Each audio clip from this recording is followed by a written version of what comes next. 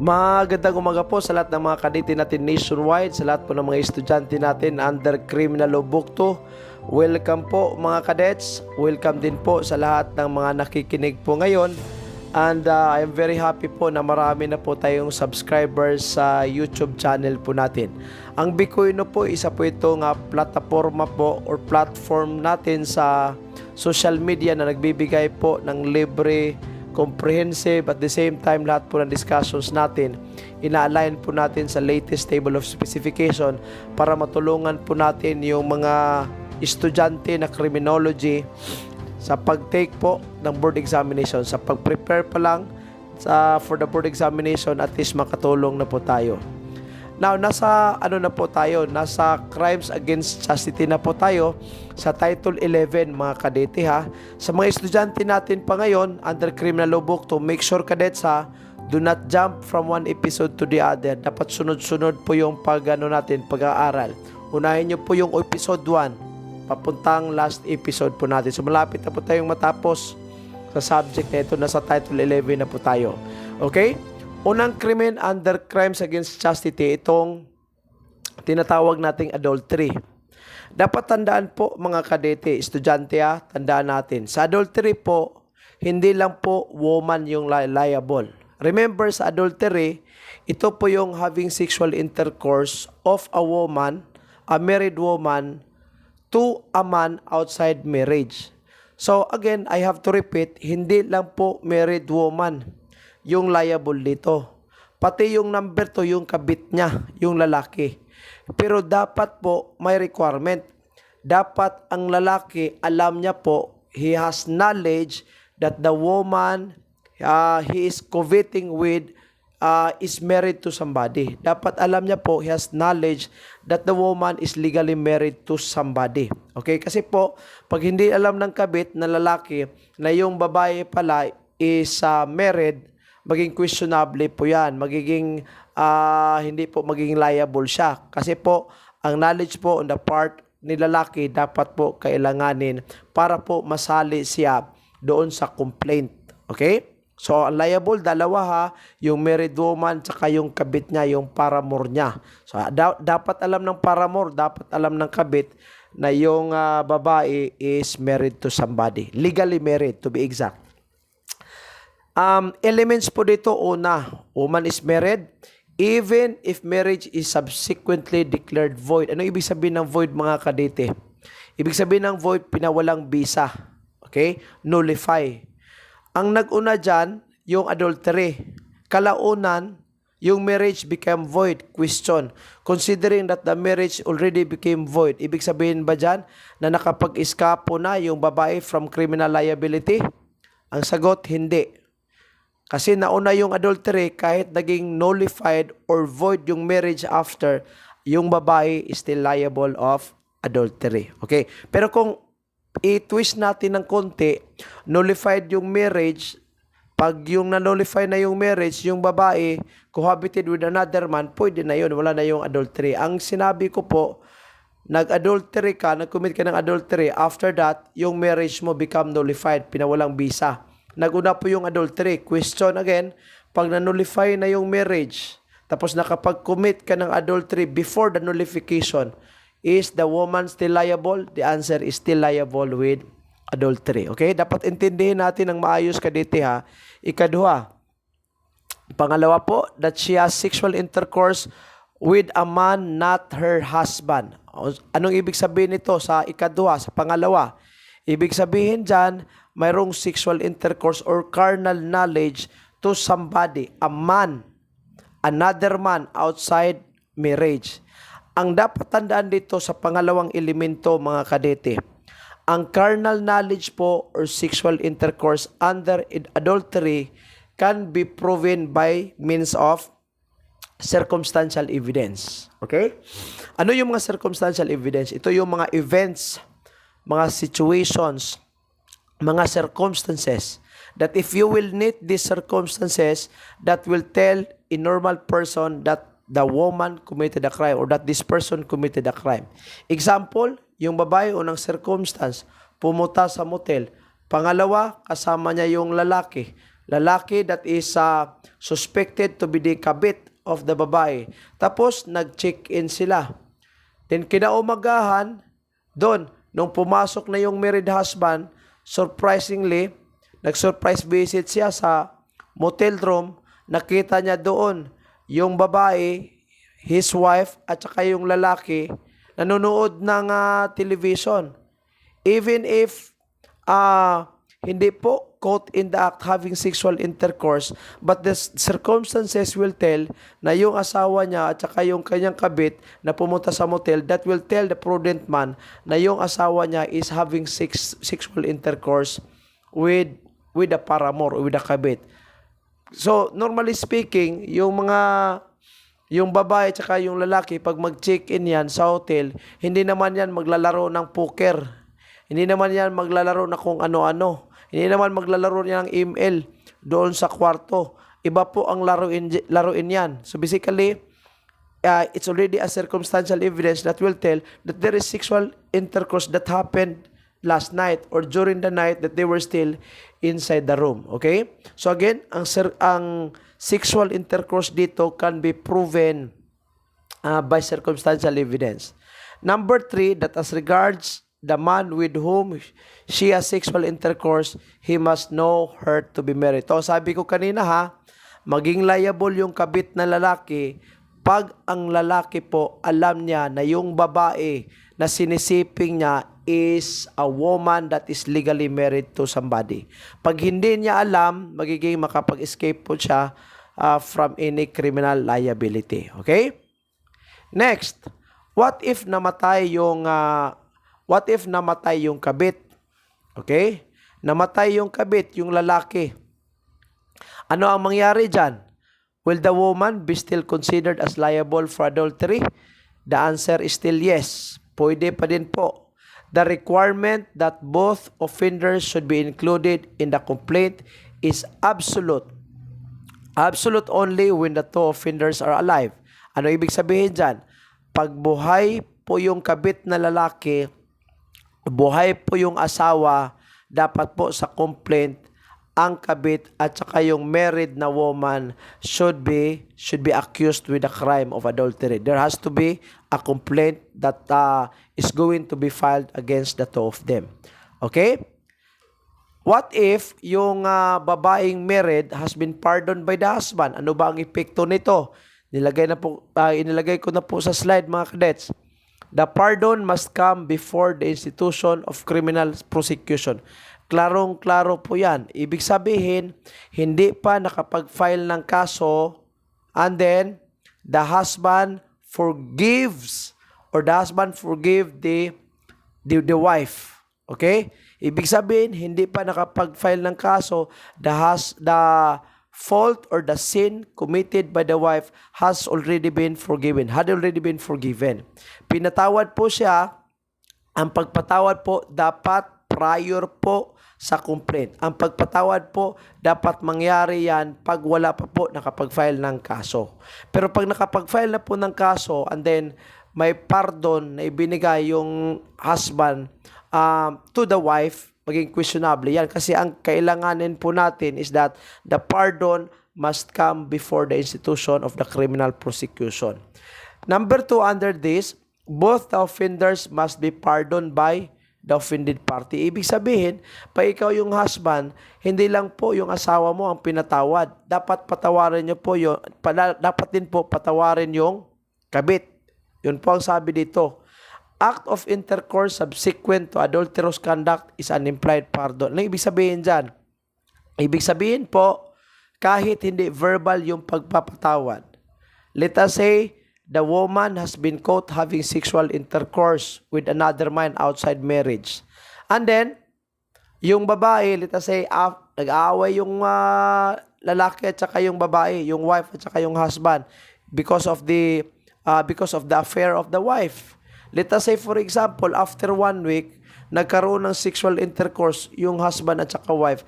Kahit walang verbal apology, knowing that there was a sexual intercourse that happened between the husband and the wife, yung sexual intercourse na yan is an implied pardon. Okay? Parang pinatawad mo na din considering that nakipag-sexual intercourse ka na sa asawa mo.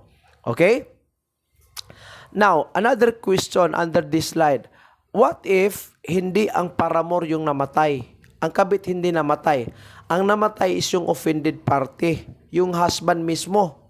Yung namatay. Siguro nag-heart attack yung husband or na-stroke yung husband, nagka-aneurysm nang dahil sa stress against the wife, namatay yung husband. What if namatay yung husband? Ano mangyari dyan? Ang proceeding will still continue to protect the owner of the dead. Ibig sabihin, kahit patay na yung legal na husband, ang proceeding will still continue in order to protect the owner of the dead. Okay? Again, mga kaditiha, yung pardon by the offended party is a bar to prosecution for adultery. Ibig sabihin, ang sabi ko kanina, pag pinatawad siya, hindi na po kailanganing mag-file ng kaso na adultery. Pag pinatawad, dapat ang pagpatawad po must come before the institution of criminal prosecution. Ibig sabihin, hindi pa po nakapag-file ng complaint, pinatawad ka na. Pero pag nakapag-file na ng complaint, tapos pinatawad ka, that's another story. Okay? Unless it is amicably settled. Pero let's just say, for example, yung pardon nangyari after the institution of an action, tapos ayaw na ng husband magpapatawad, wala na. Tapos na po. Dapat ang pagpapatawad should be done before the filing of the complaint. Okay? Now, let us say for example, yung married wife has been convicted of the crime of adultery. Lagay na lang natin, she served a particular sentence. Let us say, example lang 5 years nag-serve yung wife inside a jail. Okay, inside the jail. Serving sentence. At the same time, yung kabit niya served also a sentence inside, let's say, a jail institution. Tapos, yung sa wife, example lang po ito 5 years yung sa wife. Yung sa kabit, 5 years. And then, they got out from prison or they got out from the jail institution. Ang nangyari, in the second time, still yung wife, yung legal wife, nakipagsiping uli sa kanyang previous na kabit. Ibig sabihin, pangalawang beses na ito. Pangalawang beses na. Una, they have been convicted. Yung paramour at saka yung legal wife mo, convicted sa adultery, sa first case na adultery. After serving of sentence, bumalik uli yung dalawa. Siguro, talagang they loved each other. They got infatuated with their emotions. So, bumalik agad. So, naiiwan na ngayon yung husband uli. Diba? Yung paramour, yung kabit, at saka yung legal wife, nagsiping uli. Ano ang mangyari dito? May dapat tandaan. Okay? If the husband did nothing to interfere with the relations or to assert his right as the husband, ang mangyayari po, the second charge of adultery will be dismissed because of consent. Okay? Anong ibig sabihin nito? Again, second adultery na po ito Unang adultery, ibig sabihin, napunta po sila doon sa jail institution. They got guilty of the offense charge. They serve a sentence, for example, in a jail institution, yung paramour at saka yung legal wife. After serving the sentence, nagsiping uli, nag-sexual intercourse uli ang dalawa. And then they were caught, or by circumstantial evidence, it was made known na may carnal knowledge sila sa dalawa, may carnal knowledge silang dalawa. Ano mangyari dyan? If again, yung husband will not interfere, hindi siya mag-intervene, okay? Hindi siya mag-intervene with the relationship with the kabit and the legal wife, or he will not assert his right as a husband. Ang mangyari po dyan, yung pangalawang adultery na dapat i-file po natin ay madidismiss po on the ground of consent. Okay? Klaro yan Sunod. Agreement to separate may be used as evidence to show consent by the husband to the infidelity of his wife. Again, mangyari po ito huwag kalimutan na mangyari ito sa second infidelity. When you say infidelity, unfaithfulness. Nangyari po ito sa second adultery or second infidelity. Again, as I have told you, convicted siya sa adultery. Lumabas yung dalawa, nagsiping uli yung paramour, yung kabit, at saka yung legal, yung wife mo. So pag hindi ka nag-interfere, wala. Dismiss yung kaso pag mag-file ka uli. Or you will not assert your right as a husband, dismiss again yung kaso. Yung again, isang pinakamabisang ebidensya to prove that you consented, that you allow the affair between your legal wife and her paramour is the presence of the agreement to separate. For example, pumunta kayo sa barangay, ikaw na husband, together with your wife, you made an agreement there na wala na pong pakialamanan. Ibig sabihin, pag bumalik yan sa kabit niya, nako, kahit mag-file ka pa ng second adultery, madidismiss yan because of consent. Pero mga kadite, ang agreement to separate, again ha, take note ha, be careful, mag-a-apply lang po ito sa second time po na mag-commit siya ng adultery. Okay? Sa second time po na mag-commit siya ng adultery with another person. Okay? Hindi po ito pwedeng ma-apply sa first ha. Ibig sabihin, sa first adultery niya, kahit may agreement kayo to separate, hindi po pwedeng ang babae po will have to have sexual relation with a man outside marriage. Again, agreement to separate will only apply pag pangalawang bisis na. Okay? Ito, board exam question.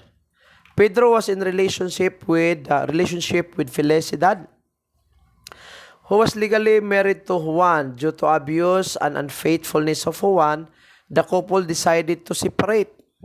Okay? May agreement sila to separate. Felicidad met Pedro and had sexual relation with him. Juan had initially given his consent to the relationship, saying he would focus on the children.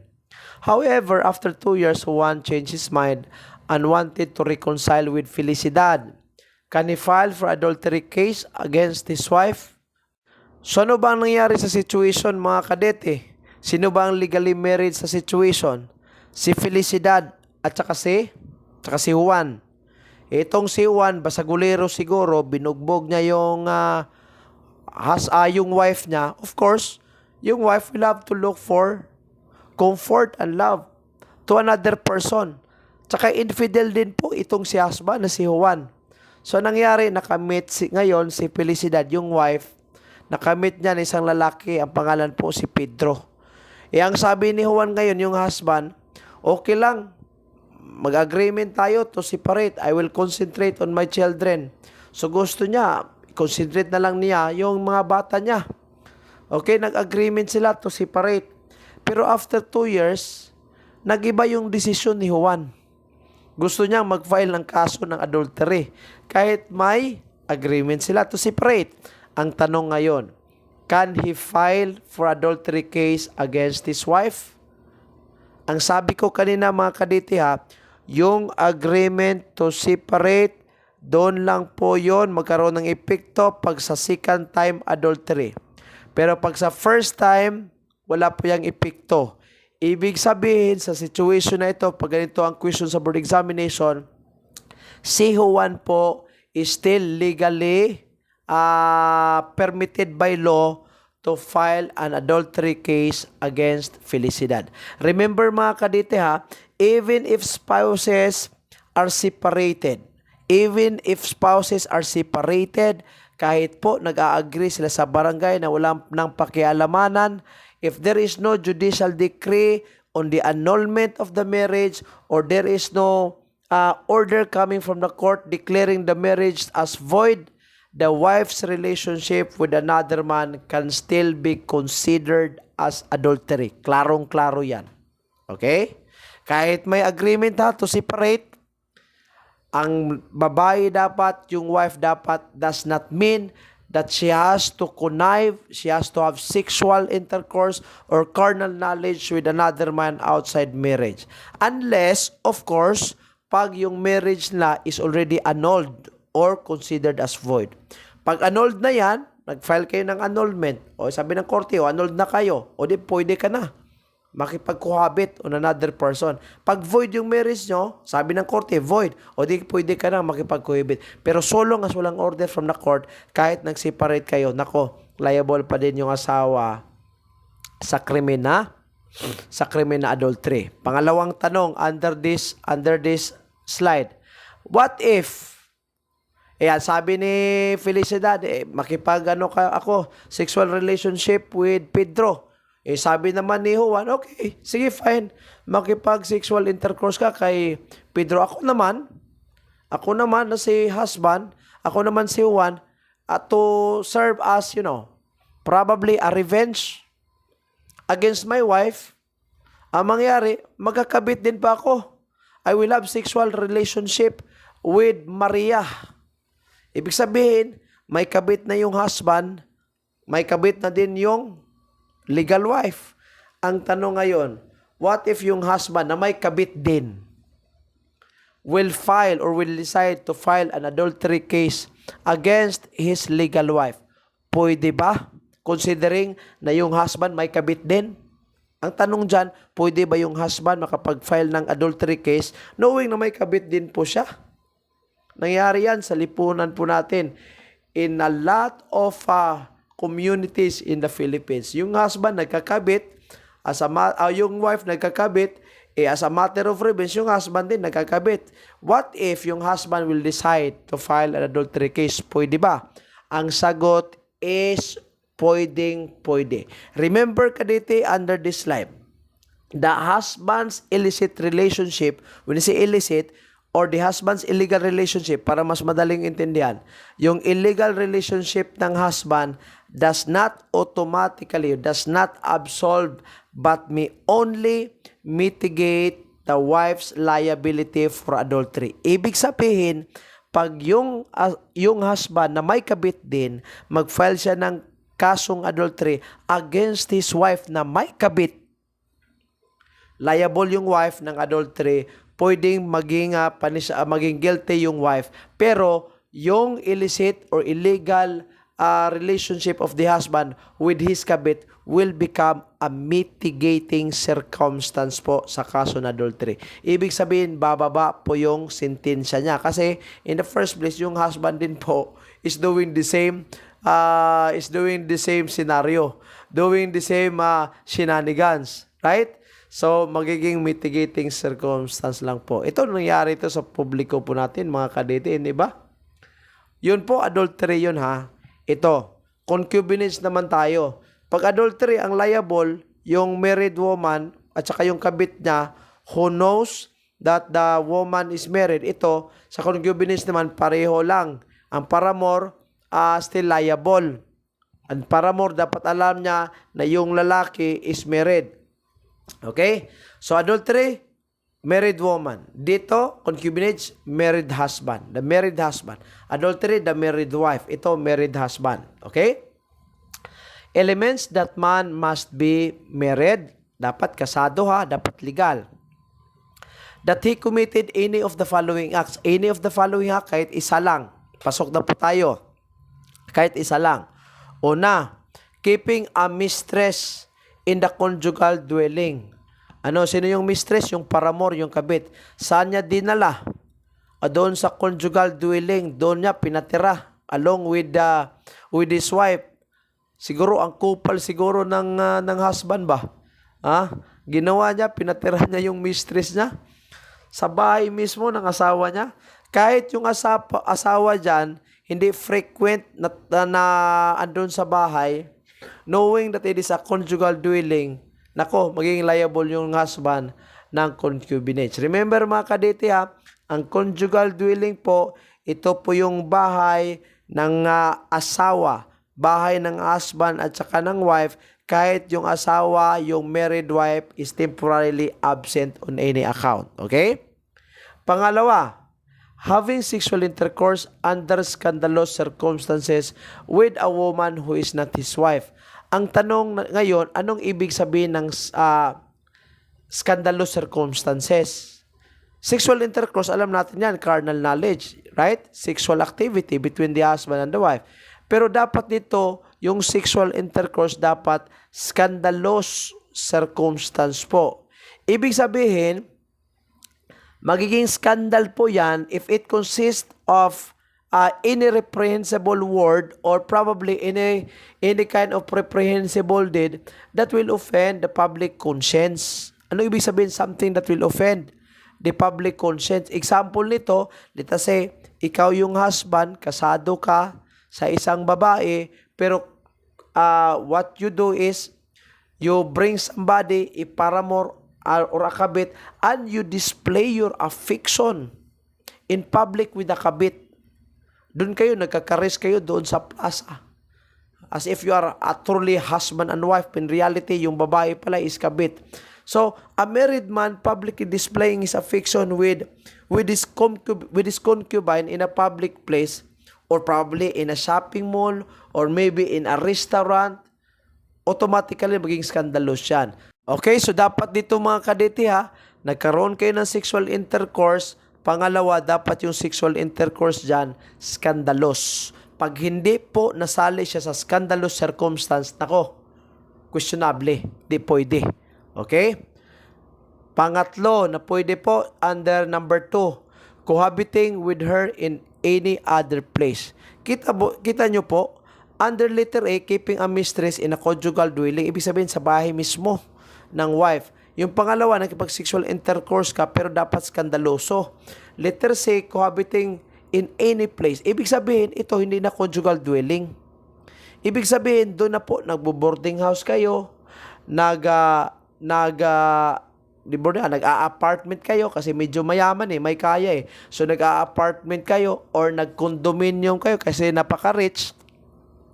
Kahit hindi yan conjugal dwelling, knowing that it is in another place and you cohabited with your mistress, again, liable pa din po yung husband ng concubinage. Okay? So when we say cohabit po dito, ibig sabihin, yung paramour, yung kabit, at saka yung husband are dwelling together in that particular place as if they are husband or wife. Okay? Pero pag nasa hotel lang, ay nako, hindi yan. Hindi po, pasok.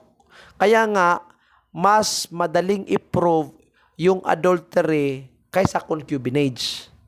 Kasi dito cohabiting with her in any other place.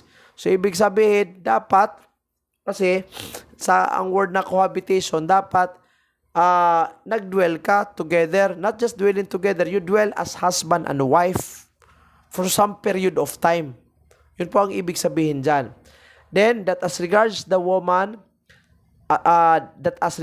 woman, she must know him to be married. Ibig sabihin nito, yung mistress, or yung kabit, or yung paramour, dapat alam niya po na yung husband, yung lalaki, is legally married to somebody para masali siya as one of the accused. Okay?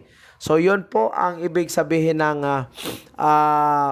yun po ang ibig sabihin dyan ng concubinage sa elements po. Now, another thing that we have to remember mga cadets, if you can notice na again, mas komplikado yung pag-prove po ng concubinage compared to adultery. Remember po mga kadete, ganito po yung mere sexual relation of the husband with another woman is not actually a ground for concubinage. I'd like to repeat. Yung mere sexual relation with a woman outside marriage, mere sexual relation is not actually a ground. Di po siya ground in order for the husband to be liable for concubinage. Unless, dapat yung sexual relation na yan, dapat po scandalous, under scandalous circumstance. Pero let us say, for example, ganito ang mangyari. Yung husband ng babae, pumunta doon sa boulevard, nakipagsiping sa burikat doon. Nakipagsiping sa prostitute. Yung prostitute at saka yung husband, pumunta sa motel, nagjerjer sila doon, nagjug-jug sila doon sa motel. Ang tanong ngayon, let us say, both of them were caught in the act by the wife. wife mismo. Ang tanong ngayon, will the husband be liable for concubinage? The answer is no. Bakit po? It's just a mere sexual relation. Unless, of course, yung husband, dinala niya yung prostitute niya, nagiging parang soki na, doon sila sa restaurant, parang naging husband and wife sila doon, right? O pumunta sila ng park, caressing with each other, cuddling as if they were lovers. Yun, scandalous yun. Okay? So, pasok. Pero, pumunta ka lang doon sa boulevard, nag-hire ka ng prostitute, pumunta kayo sa motel para maibsan yung yung libog mo. Di ba? Para maibsan yung libog, pumunta sa motel. Ay, naku, mga lalaki. Di ba? So, mere sexual relation, sabi dito, is not a ground. Siguro tuwa ang mga lalaki ngayon. Di ba? Pag adultery, ang dali lang. Pag may sexual intercourse, kahit may circumstantial evidence, naku, pasok na, adultery agad. Pero pag sa lalaki, naku, ang hirap po i-prove. Napakahirap po i-prove yung sa concubinage. Okay? So again, adultery requires proof of sexual intercourse without the necessity of cohabitation or scandal. Anong ibig sabihin? Kaya sabi ko kanina, mas madaling i-prove yung adultery kaysa kaysa concubinage. Kasi sa adultery, pag may circumstantial evidence ka lang, that will tell you that your wife is having sexual intercourse with another man. Hindi na po kailanganin yung cohabitation. So, ibig sabihin, yung asawa mo, yung babae, pumunta doon sa boulevard, kumuha ng male prostitute, for example, pumunta doon sa motel, by circumstantial evidence, or the wife has been caught during the commission of the sexual intercourse, nako, pasok na, adultery agad.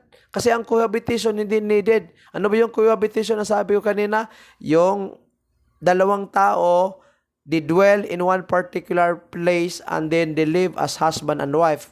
Yun po, cohabitation. Yun po ang sabi ko kanina, cohabitation. Or even scandalous circumstances. Hindi na kailangan maging scandalous yung circumstances. Hindi na kailangan makipag-cohabit pa yung woman. Hindi na kailanganin na ang wife should be living with the man. Outside marriage, na kailanganin. Ang kailanganin lang dyan is sexual intercourse, period. So, ang dali-dali lang yung adultery. Pero itong concubinage, again, very challenging to prove because it is not enough to show a single act of infidelity. The law typically requires a certain level of permanence or public scandal. Kasi pang-isahan lang yan. Kaya mga laki ito sa Pilipinas, tuwang-tuwa ang mga gago Pag bibisita ng Cebu, doon pupunta sa Mango Street. Magpaspakol doon. Spakol. Di ba? Yung mga lalaki talaga, di ba? Ito ang problema Ito problema sa balaod. Napaka-discriminating yan sa mga babae. Pag babae, ang dali-dali lang. Pero ang lalaki, nako, it will take a very complicated process. Ito yung problema ito sa batas. Dapat ang Senate at saka yung Congress should pass a particular law that avoid gender discrimination in as far as treatment between concubinage and adultery. Di ba? Dapat ganyan. But anyway, the law is harsh, but it is the law. So, sana may mga changes na magawa dyan. Okay? Tapos na po tayo sa adultery at saka concubinage. By the way po, mga kadite, pag magtanong ang board examination, pwede ba ang babae maging liable ng concubinage? Again, pwede. Sino ba yung babae tinutukoy nito? Yung paramour. Dapat alam ng paramour na ang lalaking sinisiping niya is considered to be married. Another question, pwede ba maging liable yung lalaki ng pwede ba maging liable ang lalaki ng adultery? Pwede. Dapat alam ng lalaki na yung babaeng sinisiping niya is married. Pwede ba maging liable yung babae ng concubinage Pwede ba maging liable yung babae ng concubinage? Pwede po. Pag yung babae sa paramour or kabit or mistress ng lalaki at saka alam niya na yung lalaking sinisiping niya, yung nakipagjugjug-aan niya, dapat alam niya na married yon. Okay? Klaro yan. Sunod. Acts of lasciviousness. Ito, elements tayo agad. That the offender commits any act of lasciviousness or lewd. Ano ibig sabihin ng lewdness? Bastos. Okay? Lustful or obscene. Bastos na mga acts. That the act of lasciviousness is committed against a person of either sex. Pwede laki, pwede babae. Number 3, that it is done under any of the following circumstances. Letter A, by using force or intimidation. Pero again, ang act of lasciviousness dito wala kang intensyon na magre-rape. Ang ginawa is binastos mo lang.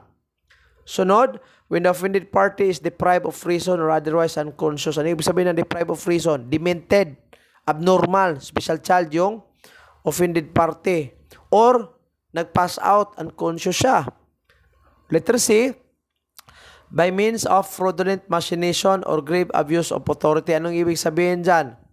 You employ cunning tactics or abuse ng authority. For example, teacher ka, and then kasi teacher ka, you abuse your authority against the students. Yun po. When the offended party is under 16 years of age or is demented. Pasok siya sa acts of lasciviousness. Yung mga galawang kabastusan, yun po, acts of lasciviousness yan. Okay? Anong pinagkaiba ng acts of lasciviousness at saka attempted rape? If the acts performed by the offender clearly indicate that his purpose was to lie with the offended woman, attempted rape. Ano ibig sabihin dyan? Pag ang purpose ng lalaki is to consummate or to commit rape, tapos yung kabastusan niya, yung mga galawan niyang bastos, is a preparatory act for rape, hindi po siya liable ng acts of lasciviousness. Doon po siya papasok sa attempted rape or consummated rape.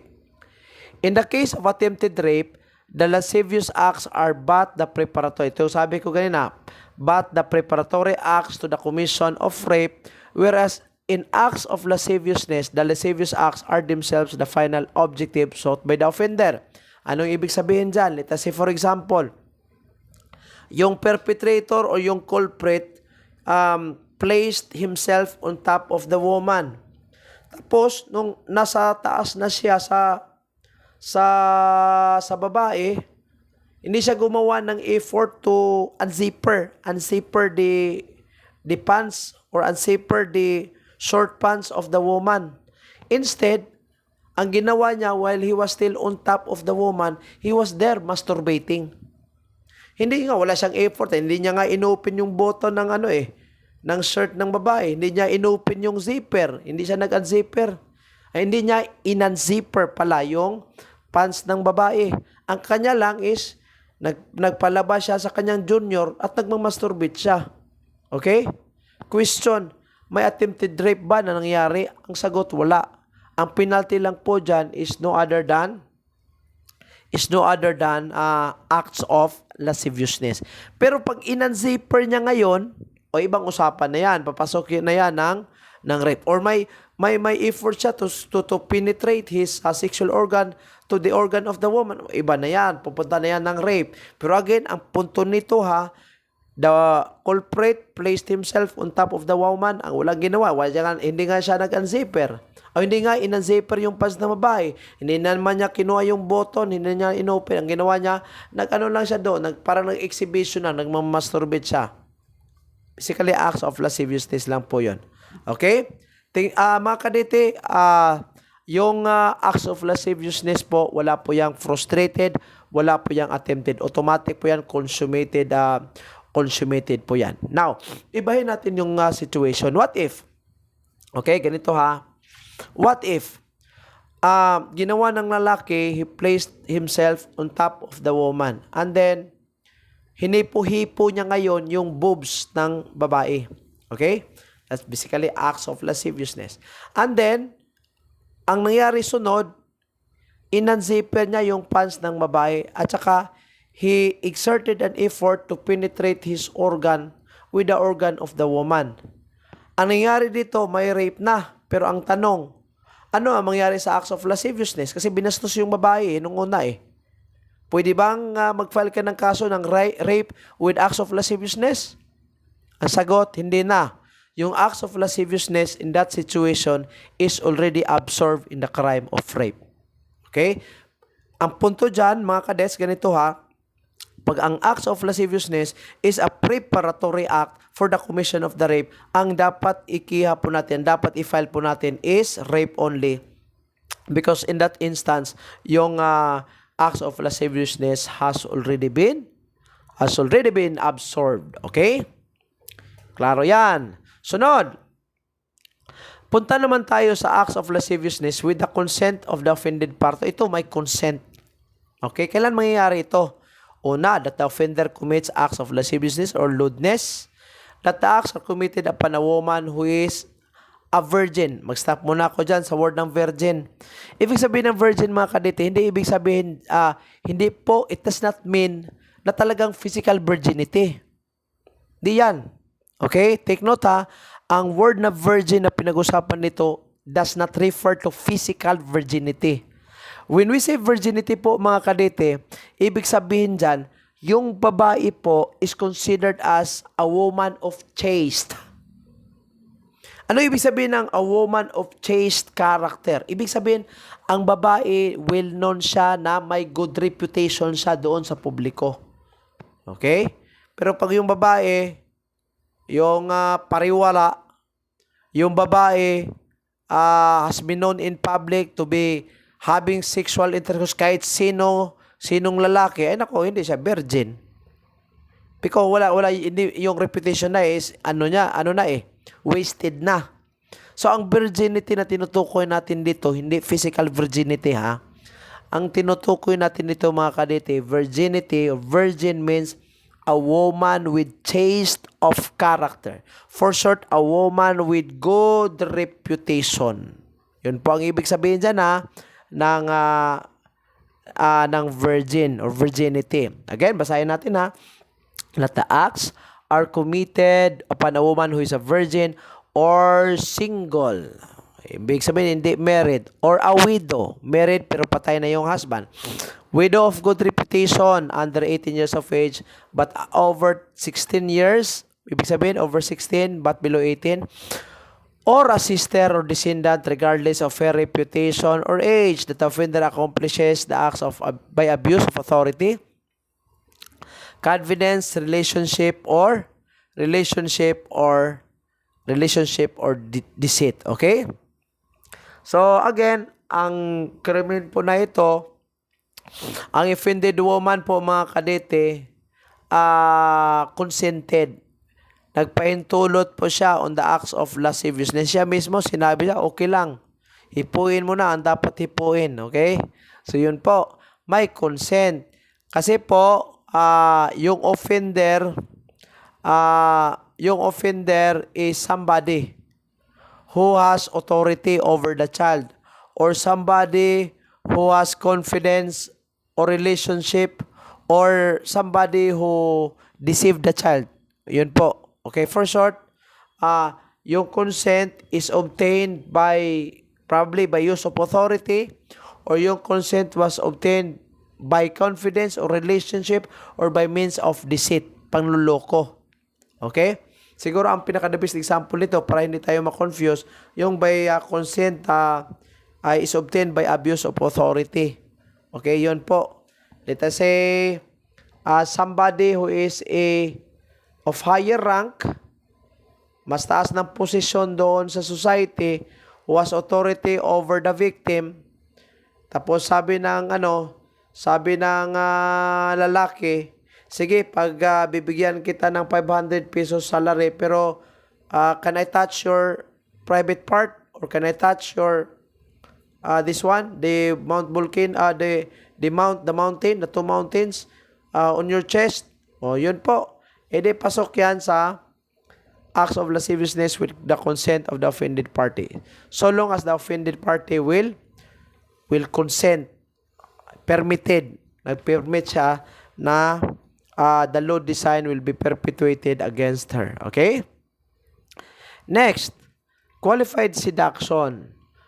The seduction of a minor over 16 years and under 18 years of age, committed by any person in public authority like priest home servant, domestic, guardian, teacher, or any person who in any capacity shall be entrusted with the education or custody of the woman, and then the penalty next higher in degree shall be imposed upon any person who shall seduce his sister or descendant, whether or not she be a virgin or over 18 years of age. Unang punto, under qualified seduction. Sa previous episodes mga kaditi, I made mention about statutory rape, which was regulated under Republic Act 11648. Bagong batas po yan, 2022. Doon din po iniba yung age of consent ng bata. From 12 years old naging 16 na po. I will not touch on statutory rape, but I will focus on qualified and simple seduction. Sa 11648, doon nakalagay na ang bata po na maging biktima ng qualified seduction is yung may edad na 16 years old and above but below 18. Ibig sabihin 16 to 17 yung edad ng babae. So kung tingnan po natin ng maigi mga kadete, dalawang klase po ng qualified seduction ang makikita natin dito. Hindi po ba? Una po is itong seduction of minor over 16 and under 18 years of age by certain persons. Sino ba ang mga tao na ito? Yung persons in authority, yung priest, teacher, etc., etc. Ano ba ang mga elements dito under the first class? Offended party is a minor. Number 2, yung edad niya 16 and under 18 years of age. Pangatlo, offender had sexual intercourse with her. Okay, number 4, there is abuse of authority, confidence, or relationship on the part of the offender. For example, teacher ka, may estudyante ka, ang edad niya, let's say 16 years old. Gusto mong makapasa, pwede kang liable din po ng anti-sexual harassment law. Or at the same time, let's say, nakipag-sexual relationship ka sa somebody, hindi mo naman na estudyante, pero considering that you are a person with influence in the society, ang nangyari yung babae na minor, automatic nag-approval on the sexual intercourse. This is yung yung edad, or 17 years old yung edad ng babae. Public figure ka kasi teacher ka, or priest ka, or mayor ka, or kapitan ka, or konsyal. Any persons in authority. Ano ang liability mo? Ang liability mo is qualified seduction under the first class. Okay? Number 2, yung pangalawang klase ng qualified seduction, itong seduction of a sister by her brother or descendant by her ascendant regardless of her age or reputation. Ang tawag po nito mga kadete, incestuous seduction. Ibig sabihin, yung bloodline mo mismo, yung blood related mismo ang nag-commit ng qualified seduction. So ang offended party dito is yung sister, yung babae na kapatid, or yung descendant. Ano ibig sabihin ng descendant? Let us say for example, uncle to pamangkin. Diba? Uncle to pamangkin, that's descendant. Or yung lolo to apo, yung mga descendant yan. Regardless of the former's age or virginity. Again, ang virginity nito, tinutukoy dito yung karakter ng isang tao. So, sister siya or descendant of the offender, kahit wala siyang good reputation, okay, or kahit ano yung edad niya, former's age, okay, magiging liable din po ng qualified seduction. Offended party is the sister or descendant of the offender regardless of the former's age or virginity. Ibig sabihin, hindi po magmatter ang edad na 16 to 17. Hindi magmatter dito kasi in age Okay, regardless of the former's age. Offender had sexual intercourse with her. Offender is her brother. Kaya nga, tinatawag itong incestuous seduction Offender is her brother or ascendant by consanguinity. Let's say, yung eldest son, edad niya, let's say, 35 years old, siniseduce niya yung eldest sister niya, yung edad is 16 or 17 or even 18. Kahit anong edad sa pangalawang klase ng qualified seduction. Pwede siya asindat by consanguinity whether legitimate or illegitimate. Pag legitimate, ibig sabihin, pag ang anak is a fruit from the marriage of the husband and wife, legitimate child siya. Pag ang husband and wife, hindi sila married, yung bata magiging illegitimate. Okay? On the other hand, ang simple seduction, it does not mainly focus on persons with public authority, teachers, so on and so forth. Elements dito, offended party is a minor, over 16 and under 18 years of age. Take note of the age, ha? Offender had sexual intercourse with her, and it was committed by means of deceit. So, ang panglilin lang po dito, mga kadete, importante in the crime of simple seduction. So, hindi siya priest, hindi siya public figure, not persons in authority, hindi naman siya teacher, ordinary person lang. Nakapag sexual intercourse sa 16 years old to 17.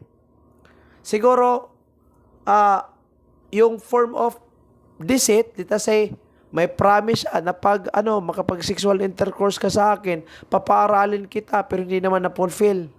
Or a promise of marriage, automatic, that can be a ground for simple seduction. Okay? Sunod, corruption of minors, the promotion or facilitating the prostitution or corruption of persons underage to satisfy the lust of another. Ano ang sabi dito? Bugaw. Bugaw ka, pinopromote mo, ikaw yung nagfa-facilitate. Okay? Para masatisfy yung kalibugan ng isang tao. Alright? So, ang pinapain mo doon, yung mga yung binibigay mo sa mga kliyente mong mga kupal, napakalibog, ang binibigay mo, yung mga underage. Okay? Mga underage, mga minor pa. Liable ka ng corruption of minors. It is not necessary that the unchaste acts shall be done to the minor. Hence, a mere proposal will constitute the offense. Anong ibig sabihin nito? Kahit po yung binuboga mo, ang service is sexual intercourse, kahit hindi nangyari yung sexual intercourse, the mere proposal will consummate the offense. Let us say, for example, sinabihan mo yung isang taong mayaman, sinabihan mo, may babae ako, sir, baka gusto mo, just call me, this is my number. Yung one night is equivalent to 3,000 only. Kahit hindi nangyari yung kahit hindi nangyari yung bayaran, hindi nangyari yung sexual intercourse between the client and the child that you are facilitating for prostitution, ikaw na nag-propose ka, automatic liable ka ng corruption of minors. Okay? Next, white slave trade.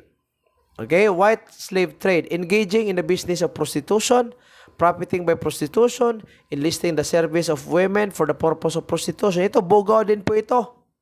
Okay? Ikaw mismo, may mga empleyado ka, mga empleyado mo, mga prostitute, mga burikat. Tapos, ito say, ikaw yung nag-facilitate. Ikaw yung nagninegosyo na kapag profit ka, may ginansya ka dyan, kumikita ka dyan. Ang tanong ngayon, ano ba pinagkaiba ng corrupting minors at saka white slave trade? Sa white slave trade, hindi kailanganing minors. Okay? Yung mga prostitute mo, hindi kailanganing minors. Kahit sino, 18, 19, 20, 21, kahit mga adult. Okay? Parang may network ka, Choy. Yung mga lalaki, mga kupal, na ang inintindi lang is kalibugan sa buhay. Ako, binibigyan mo ng proposal, ito, 3,000 per night lang. So ikaw, white slave trade yan. Pero pag yung pinafacilitate mo ng prostitution is minor, o di corrupting minors ang liability mo. Okay? Klaro yan ha. Next, forcible abduction. Elements po. Person abducted is any woman regardless of her age, hindi kasali ang age ha, civil status or reputation. Abduction is against her will. Abduction is with lewd design. Ano ibig sabihin ng lewd again? Ibig sabihin yung malaswa. Okay? Bastos. Anong ibig sabihin ng abduction? The taking away of a woman from her house or the place where she may be for the purpose of carrying her to another place with intent to marry or corrupting her or to corrupt her. That's basically very understandable. So again, any age po regardless of the age of the woman. Okay? Dapat against her will po at saka may lewd design. Okay? May malaswa na disenyo. Alright? Pero huwag kalimutan mga kadete, if a child is under 12 years of age, then the child voluntarily agrees to be with the abductor. Okay? If the child agrees to be with the abductor, kasi ano siya, under 12 years of age, kahit nag-permit yung bata, nako, forcible abduction pa din po yung liability ng individual. Okay? Note, when there is deprivation of liberty and no lewd design, dinala lang yung bata or dinala lang yung isang tao, wala namang kabastusan. O pwede bang mag-file ka ng pwede bang mag-file ka ng forcible abduction? The question is no. The answer is no. So ano ang i-file dapat? Ang i-file natin is kidnapping and serious illegal detention. Depende yan sa nature ng biktima. Pag ang biktima is minor, o di serious illegal detention. Pero pag ang biktima hindi naman minor, hindi naman babae, lalaki naman, edi slight illegal detention lang. Depende kung sino yung biktima ha. The discussion about serious illegal detention nasa previous episode po yan. If a child under 12 years of age, crime is forcible abduction even if she voluntarily goes with her abductor. Ito yung sabi ko kanina. Forcible abduction is absorbed in the crime of rape if the main objective is to rape the victim. So, ibig sabihin, kinuha mo yung babae against her will from his house, and then for the purpose of taking her away from the house is to, is to harass sexually the woman or to rape the woman. So, ano yung liability ng culprit, ang perpetrator? Liability niya ay hindi rape with abduction. Ang liability lang po niya is rape lang po, automatic absorb yung forcible abduction. Okay? May tinatawag din po tayong consented abduction, mga kadete. Elements dito, ang offended party is a virgin. Ano yung virgin, mga kadete? Dapat may chaste of character. Ito yung may good reputation. Ibig sabihin ng virgin, hindi po tinutukoy dito physical virginity again. She is over 12 and under 18 years of age. Remember, over 12 and under 18 years. Offender takes her away with her consent. Ibig sabihin, may pagpapayag on the part of the victim. Pero yung pagpapayag niya, nangyari after solicitation or cajolery from the offender. Ibig sabihin ng cajolery, ibig sabihin nangaakit. Inakit yung bata na sumama. Yung bata, sumama din. Pumayag. Tapos yung taking away, importante yan yung number 4. Taking away is with lewd design. May pambabastos sa yung disenyo niya. Disenyo, yung act mismo is bastos. So, consented abduction po.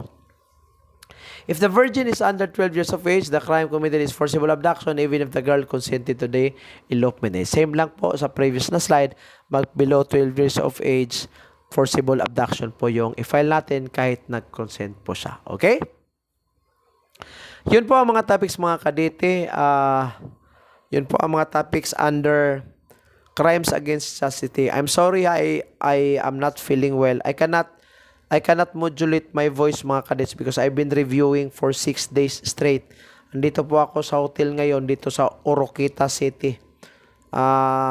Kakatapos ko lang po ng I am having a husky voice right now. So, I cannot modulate my voice properly because I am inside a hotel. And then, may mga may mga kapitbahay tayo sa kabila. So, hindi pwedeng I have to raise my voice very high. Kasi we have to respect the privacy of other persons. But I am really hoping that I was able to contribute on your additional knowledge in as far as crimes against chastity is concerned. Maraming salamat po sa pagtangkilik sa Bikuino, and ingat po ang lahat, and God bless always.